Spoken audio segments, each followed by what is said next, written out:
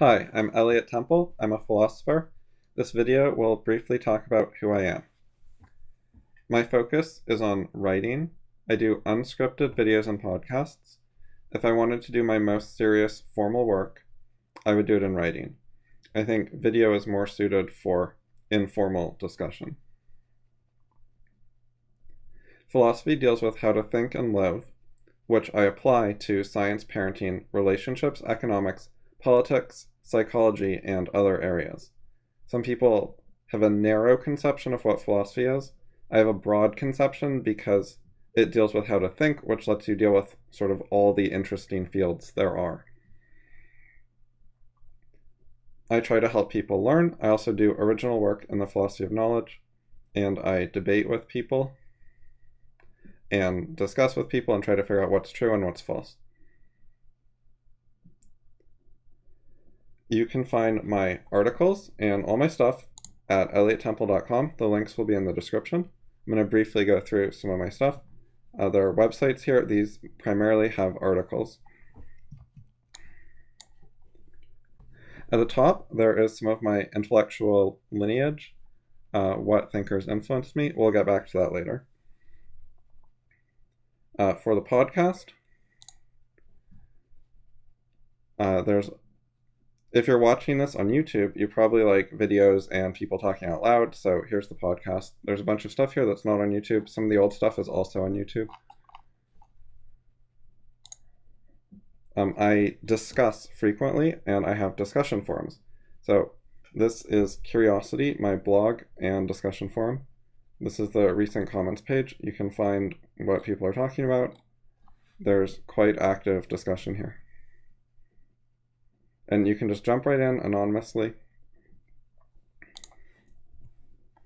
You just type something, send it, have a discussion, try to learn something. People here will respond to comments on old posts. You can respond to something from years ago and get a response. You can have discussions over time. They don't just end after a couple hours or one day like they usually do on Reddit, Twitter, and Facebook. People are actually interested in the ideas in a more lasting way. I also have an email discussion group. You can find it here. You have to learn how to format emails correctly. There's also a Discord chat room. Some people like that. So I have a lot of different stuff. If you want to find everything, the best way to do that is to sign up for my newsletter. That's where I will give updates on all the different places I put articles, videos, etc. So everything in one place is the email newsletter. I send out usually 2 or 3 newsletters per month. People ask a lot about my credentials and background. Mostly I don't like to answer this because I think you should judge my ideas based on the ideas, not based on me. Does what I'm saying make sense to you? Do you understand it? Do you think it's good arguments? That's how you should look at ideas. Did you find it educational? Did you learn something? Do you see why it's right in your own judgment and your own understanding? If it helps you understand, that's good. If it doesn't, if you're just confused, if you don't get it, then that's not great. But understanding where I'm coming from can be helpful, and people really want to know, and to some extent, I think it's their right to judge me how they want to, even if I disagree with it. So if you want to judge me by my background, you can do that. I'm going to disagree with you. So, childhood. Smart kid. I played chess competitively from ages around 4 to 18. Well, competition starting at 8. I won some tournaments. They do tournaments by grade level, so it's not like I'm beating the best adults, but like beating people at my age. So very serious into chess, very good at math. I started learning programming. I read a lot, non-religious. I was raised in the San Francisco Bay Area in Northern California. Everyone was left-wing, wasn't really exposed to right-wing ideas. I was interested in stuff other than like games and math, and computers, but I didn't really know where to find good ones. Like, where do you find a good book on philosophy, or how do you get interested in it? What do you do? So I was a software developer. In 2001, I found The Fabric of Reality by David Deutsch. It is a philosophy and physics book. He is a physicist and also a critical rationalist philosopher. He's a public intellectual. He's given speeches. He has 2 books. He's a member of the Royal Society because he's from Britain. He's won major awards for his physics work, and especially involved with quantum computing. So I loved the book. I was really inspired, and it gave me leads on good ideas. I was a little disillusioned, you could say. Like, I thought all my teachers were stupid in general. And so I finally found, here's the smart people. Here's ideas that I think are really good. So I was really happy. I found his website and read all his other writing on the internet. And he had a discussion forum and a chat room. So I started talking with him. We talked for over 10 years. We had around 5,000 hours of discussions, which is a huge amount. That's like 2.5 years of a full-time job. So at first, I knew much, much, much less than him. But over the years, I caught up and was able to basically be his colleague. I helped him with his second book. I wrote around 250 pages of comments and edits. I did, I think, more than every other editor combined by a significant amount, because I was the person who knew enough about his ideas at that point to talk with him the most and provide feedback. So my study of philosophy was not just talking with David and learning his ideas. I read books, I debated people, I thought about things, I wrote blog posts, etc. One of the things I liked to do was I would argue David's ideas with other people, and then if I had trouble with winning the argument, if I had trouble with some argument, there was a counter argument, I didn't know how to answer it, I would go back to David and ask him questions about it, show him the debate, ask how I could have debated better, etc. So I found out how to win each of the arguments, like what is the correct idea. People think winning arguments is about, like, I don't know, wordplay and tricks, and that it's sort of a different skill than understanding the truth. But if you approach debate correctly, it is about objectively finding the best ideas, which ideas stand up in argument to criticism, and which ideas are refuted by counter-arguments, counter-examples, criticisms, etc. So that is the kind of thing I was trying to do, which David helped with.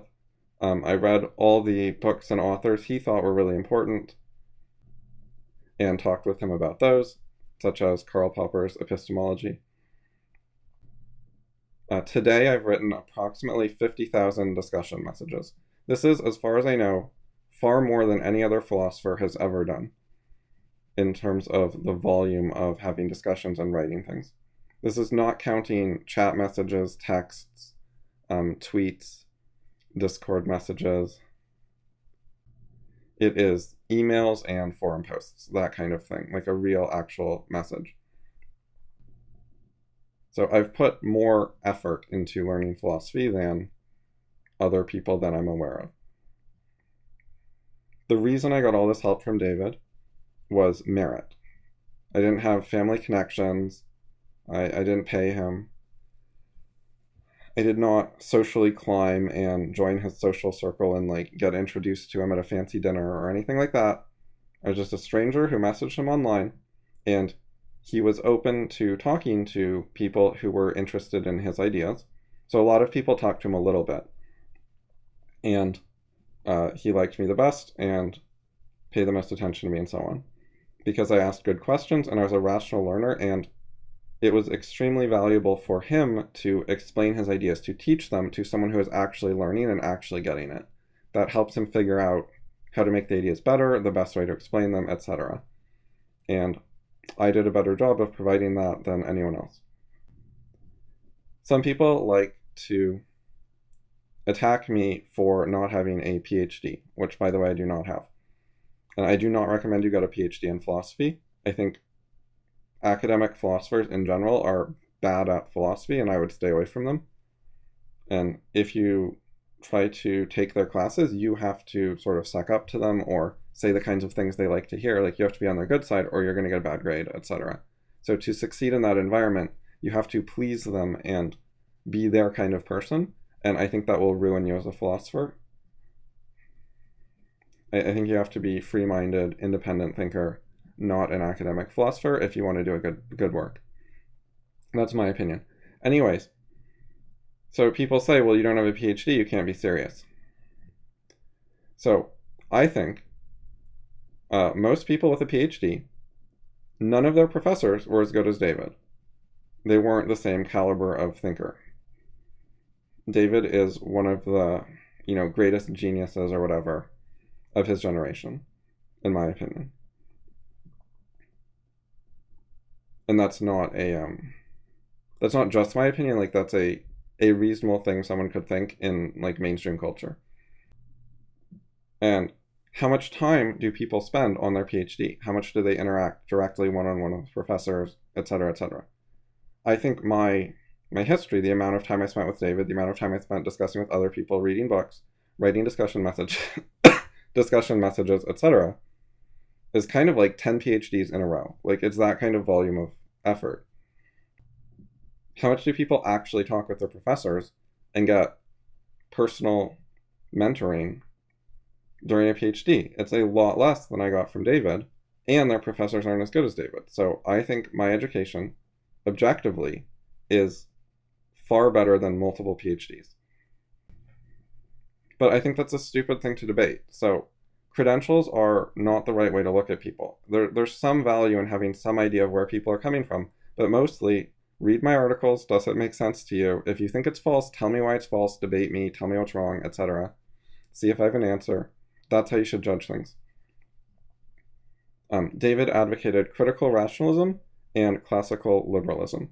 Critical rationalism is Karl Popper's philosophy of knowledge, how we learn, how knowledge grows, that kind of thing. Classical liberalism is a political philosophy in favor of freedom, including capitalism, which is free markets, and limited government. We don't want an oppressive government stomping on our freedom. We want a small, minimal government that does its job of protecting people, law and order, courts, and not much more. I had vaguely left-wing ideas and socialist ideas when I came to David, but I was persuaded of capitalism. And today I'm an objectivist. David is a fan of Ayn Rand, but did not study objectivism to the level I have. If you want to support my work, you can do it on Subscribestar. It is like Patreon, except that it didn't deplatform Lauren Southern, Sargon of Akkad, Milo Yiannopoulos, and many other people. So I'm giving them a try because I really dislike Patreon. The 3 subscribers is misleading. I have people who send contributions on PayPal, some of my big fans, for around $1,500 a month. Some people find value in what I do. I've been doing it for a long time, going on 20 years. I've written quite a lot. I hope people will try to learn, try to do something a little like what I did, and read all the books, debate all the ideas, and figure out what's true. Make a serious effort at that. I hope people care about what's true, what ideas are right. It makes a big difference to everything, whether your ideas are right or wrong.